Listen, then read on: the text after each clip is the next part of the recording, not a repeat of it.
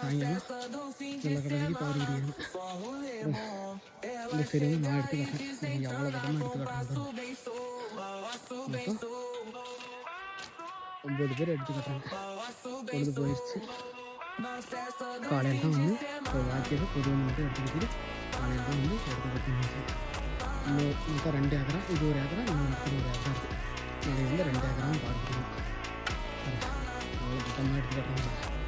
வாய்க்கால் எடுத்து கம்மி மாதிரி எடுத்துகிட்டு இருக்காங்க. அளவில் வந்து வாய்க்கால் எடுத்துக்கிட்டு அடுத்த வாய்க்கால் எடுத்து கட்டுறாங்க பாருங்கள். அடுத்த வாய்க்கால் மொத்தம் 3 வாய்க்கால் 6 சரகு 2 பொழிஞ்சு.